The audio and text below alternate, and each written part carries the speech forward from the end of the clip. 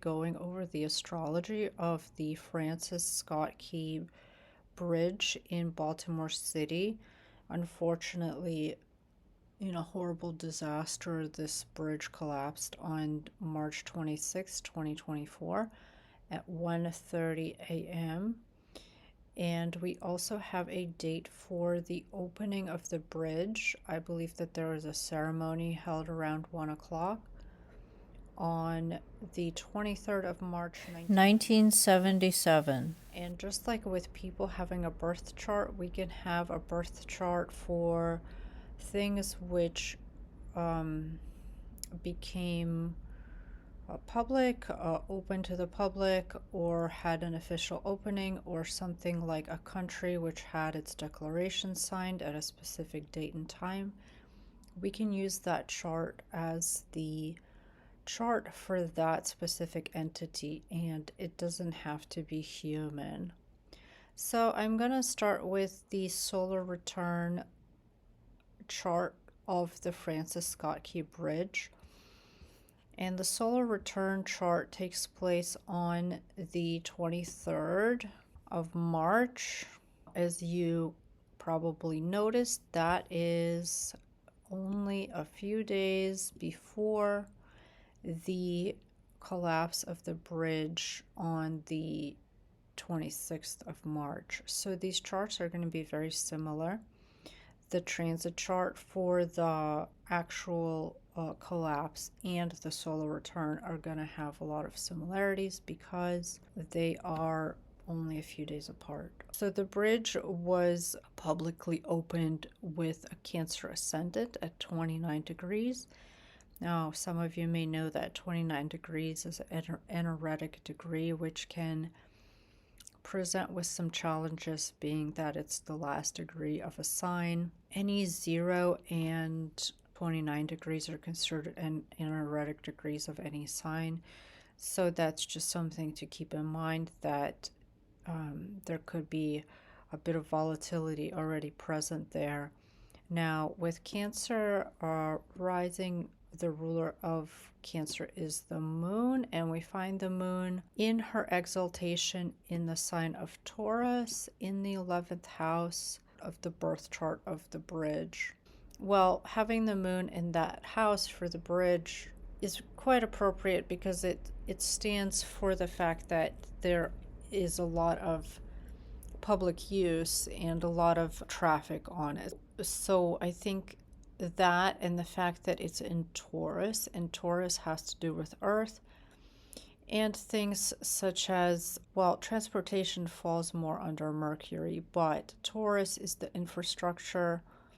It's like highways and byways and things that we use in our daily lives to sustain our physical existence. And roads and bridges definitely fall under that category of Taurus. And so far, it seems like this is a very appropriate structure for having this type of a birth chart with the ascendant in Taurus in exaltation. The sun of the natal chart is in the 10th house Aries, and so is the MC. So this is like a very public piece of architecture that, or engineering, that is used by a lot of people. It's very prominent, it's very visible.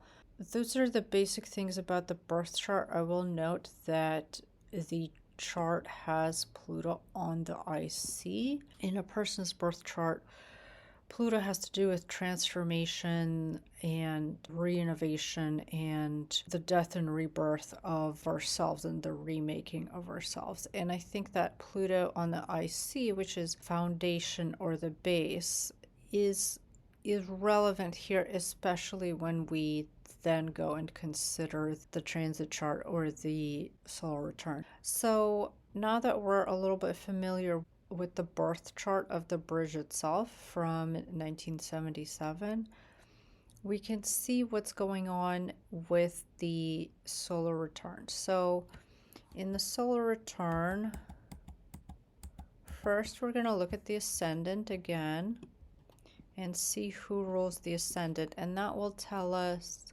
which player is going to be the most important to look for this year. There's actually two, but if you look at the ascendant, you find the ruler of that sign, and that is Scorpio. And the ruler of Scorpio is Mars. So, looking at Mars in the chart, we can deduce something about the year ahead. We find Mars at 0 degrees Pisces. And as you can see, it is about to make a Mars return to the natal Mars, which is at 2 degrees of Pisces also. The Mars return for people and for anything with a birth chart has a 2-year cycle. So the Mars return will happen every 2 years. However, because the ascendant of the solar return has to do with Mars, because it rules Scorpio, that's why we put extra emphasis on Mars this year. There's also a Saturn and Venus in this house. And so the two malefics are piling up in the Pisces sign, which Pisces has to do with water, obviously. The things that don't have boundaries. This is why Mercury doesn't do well in Pisces, because Mercury likes specific rules and Pisces doesn't have specific rules. It's Pisces will take up any shape of the container or the lack of container. It will just kind of keep going, and certain things like Mercury and Saturn, which like concrete boundaries, are let's just say uneasy in this territory. So that's why I think the presence of Mars is important, because it's already, I mean, well, yes, Mars, but also Saturn. Those are very important because it's already setting up some players in this kind of watery house, which could suggest the structure of Saturn perhaps not being respected by this Piscean boundless, a place without rules, maybe even. So that's what we get from the ascendant, and where the ruler of that ascendant is. We can see the natal south node in the 10th house is now about to be transited by the north node. So that's called a nodal opposition, which can be very critical. These can signal big changes and pivots and shifts. As you can see, if we go back for a minute to the natal chart, there's the moon and there's the sun. And so this was just recently, like a few days ago, was a new moon, because the moon was back where the sun was, and now the moon has moved on a few days. And since the node was in the sign, it was pretty close to an eclipse, but not quite. The actual eclipse came like 20 days later, when, or maybe like 25 days later, when the moon went all the way around and the sun was closer to the node, and then there was a new moon, which was an eclipse. So the bridge was not opened on an eclipse, but it was opened within a month of an eclipse coming. And as you may remember, on the 25th of March 2024, we had an eclipse on the south node in Libra. And you can see the south node down here, and you'll see it even better with the transit chart a few days later, because the moon, which is over here, will have come in and made an eclipse. That is not to be overlooked, that the eclipse energy is quite significant, because the bridge was built with a south node in the 10th house, and it had in solar return, it had it North Node transiting the 10th house. Okay, so now we're gonna take a look at the transit. It was just a day after the eclipse and 3 days after the solar return of the chart. In case you didn't know what a solar return is, it's every year the exact return of your sun to its natal position is your solar return. So basically, it's your birthday. So here's the chart for the actual event. And we know that the collapse took place at pretty nearly at 1:30 a.m. on Tuesday, March 26th. And there were some Mayday calls issued a little bit before then. I think that the collision was noted as being unavoidable maybe a little bit before that time, but I believe that the 1:30 time pretty accurately describes the actual collapse of the bridge. If you look at the Mars now, do you see how it was here? Like the Mars just entered at 0 degrees, and then a few days later it had made an exact return to the natal Mars, and this happens every 2 years. So this bridge is 47 years old. That was its 47th birthday, and so it has had many Mars returns in its lifetime. However, I believe that because the ascendant of the solar return fell on Mars and of the eclipse triggering certain other things, I think that it lined up timing to make this particular Mars return be the thing that took it out. And the reason why I look at Mars for that is because Mars, being the malefic in Hellenistic astrology, especially if this is a day chart with the sun in the 10th house, Mars is the most challenging planet. So for a day chart, Mars is the most challenging planet. For a night chart, Saturn is the most challenging planet. So Mars does have the potential to really destroy something. Another layer to why Mars is so important in this particular year for the bridge is that according to very ancient astrology, Mars actually has a 47-year full cycle, and as I already discussed, the bridge had just turned 47 years. You can also see that the Jupiter-Uranus conjunction is right on the moon of the bridge birth. So like we said, the ascendant is Cancer is ruled by the moon, so any transit to the moon is going to be potent. And of course the bridge has had many transits to the moon, this perhaps being the first. It's definitely the first Jupiter and Uranus conjunction to the bridge this close to the moon.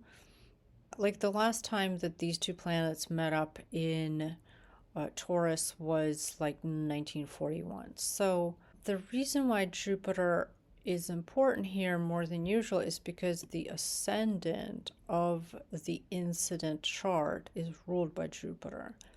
And since we find Jupiter conjunct Uranus on the moon, we can say that something sudden and grandiose has taken place. Sudden is the Uranus, which is disruptive, and the Jupiter will magnify that, sometimes uncontrollably. So like if you have seen the footage of the bridge, it just it's almost like a bunch of matchsticks just collapsed into the water, and it was kind of hard to even wrap one's mind up around. It looked like a play set or something that just collapsed. When you really consider like the weight of all of those things and like how many cars it has held up over 47 years, and just how big those beams are and all of those things, like it's just really hard to imagine. And that's a really kind of Jupiterian scale of a disaster, of like our Uranian unexpected disasters. So I think that's quite fitting, very unfortunate, but very fitting to what took place and what we all witnessed. We have Venus here with Saturn and Mars, and Venus is exalted in Pisces. And perhaps that the fact that there were not that many casualties, and of course, every casualty is just devastating and heartbreaking. However, if this had happened during rush hour, it would have been like hundreds of cars on that bridge. And it does look like there is some mitigating factors, perhaps from this Venus. And you can even see that Venus is trining the natal Uranus. So it's like, even though it was a sudden disaster, it happened at such a time, and perhaps with even like a few minutes of warning, that more casualties were avoided. So that's another thing that I think that the chart speaks of. As you can see, the prominent part of the chart, which is the 10th house, both by this transit and with the natal chart, there's Venus in there also in the natal chart, and she's like right on the MC. She is in fall in Aries, and she is retrograde, so she is like losing quite a bit of her power, but perhaps still her presence kind of helps to mitigate something that could have been much, much worse. The last thing here is how all of this is triggering to the Pluto of the natal chart.